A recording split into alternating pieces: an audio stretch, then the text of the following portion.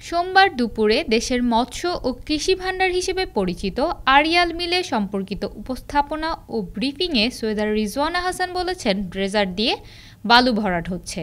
Police প্রশাসন, জেলা প্রশাসন ও উপজেলা প্রশাসন জানে না, এমনটা হতে পারে না।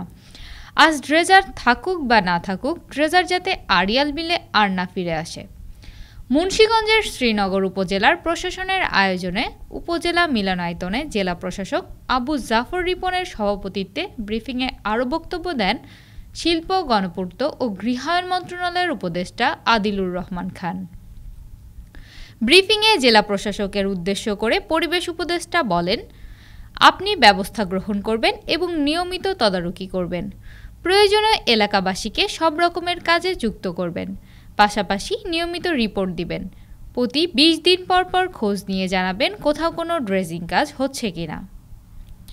উপদেষ্টা আরও বলেন, পলি পড়ে পদ্মার প্রবাহ কমে গিয়েছে। এই অঞ্চলের খালগুলোর সংযোগ বিচ্ছিন্ন হয়েছে। কিন্তু যখন খাল খননের কথা বলবো, তখনই আপনারা হাজার কোটি টাকার প্রকল্প দিবেন। হাজার কোটি টাকার এই মুহূর্তে আমাদের হাতে নেই, আমরা দিতে পারছি না। কাজের বিনিময়ে খাদ্য কর্মসূচি ও স্থানীয় স্বেচ্ছাসেবীদের সমন্বয়ে খাল খননের উদ্যোগ গ্রহণের পরামর্শ দেন উপদেষ্টা। আড়িয়াল মিলে কোনো আবাসন কিংবা শিল্প প্রতিষ্ঠান হবে না বলেও জানিয়েছেন রিজওয়ানা হাসান। এছাড়া ব্রিফিংয়ে প্রশাসনের অনুমোদনবিহীন ও পরিবেশ ছাড়পত্রবিহীন ইটভাটাগুলো ভেঙে দিতে নির্দেশ দেন জেলা প্রশাসনকে।